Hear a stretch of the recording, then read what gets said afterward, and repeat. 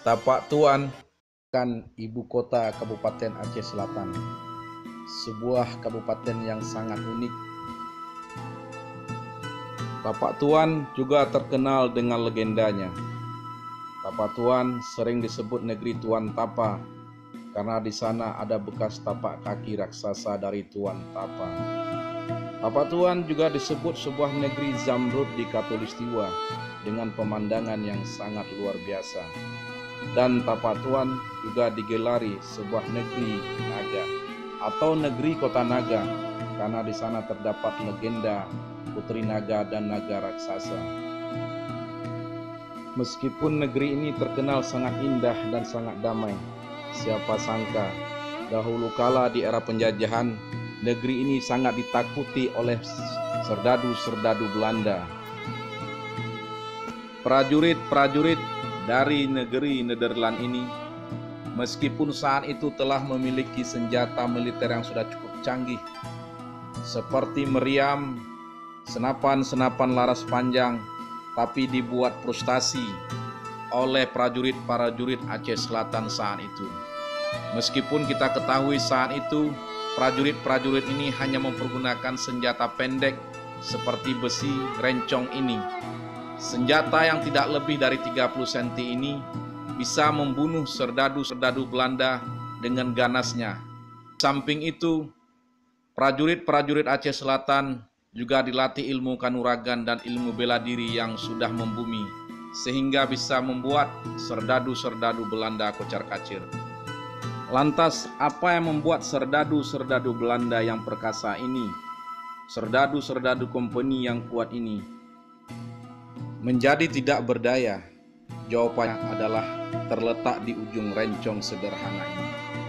Karena di ujung rencong ini telah dilumuri setetes racun yang sangat berbahaya, racun yang sangat mematikan, racun yang diracik dari hasil alam yang ada di sekitar hutan Loser, yang diambil dari ramuan tumbuh-tumbuhan yang ada. Racun pertama adalah dari kayu rengas. Kayu rengas merupakan jenis kayu Melanochlea yang sering disebut dengan rengas padi, dan semakfur rengas putih. Pohon rengas ini biasa tumbuh di dekat sungai, dekat rawa, dan dekat dengan sumber air. Buahnya yang berwarna coklat bulat, tak beraturan, dan getahnya berwarna hitam. Jika getah ini terminum sedikit saja, orang akan langsung muntah darah, atau kena kulit sedikit saja, langsung terkelupas seperti bernanah dan berdarah. Begitulah dasarnya getah rengas. Kayu rengas memiliki struktur kayu yang sangat indah, warnanya yang kemerah-merahan dan seratnya yang sangat halus, sehingga sering dipakai oleh orang untuk keperluan bahan-bahan perabot rumah tangga. Tapi rengas ini sangat berbahaya. Duduk di bawah pohonnya saja itu bisa membuat tubuh kita jadi bengkak dan gatal-gatal. Getah rengas inilah diambil oleh mujahidin-mujahidin Aceh Selatan. Mereka taburkan ke dalam sumur atau sumber-sumber air minum serdadu Belanda, atau mereka oleskan kepada jemuran-jemuran Belanda, atau mereka tuangkan ke dalam kopi yang sedang diseduh oleh serdadu Belanda, karena getahnya sangat bening, tidak berbau dan tidak berwarna. Racun lain yang tidak kalah ngerinya dan tidak kalah ganasnya adalah racun yang diambil dari getah ipuh. Ipuh merupakan sejenis pohon Anthracis toxicaria atau sering disebut dengan istilah lain upas.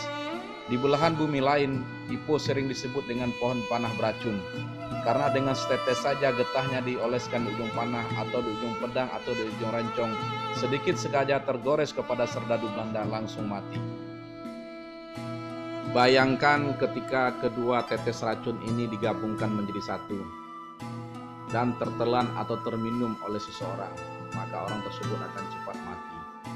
Maka hal inilah yang menyebabkan Aceh Selatan banyak disegani dan ditakuti oleh orang-orang luar, sehingga mereka segan datang ke Aceh Selatan.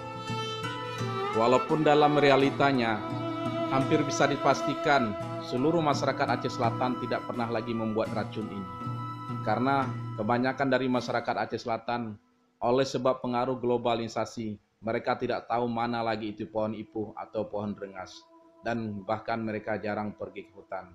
Untuk itu, Anda jangan pernah takut datang ke Aceh Selatan, karena Aceh Selatan sangat menarik dan sangat indah dan menawarkan berjuta pesona para wisata.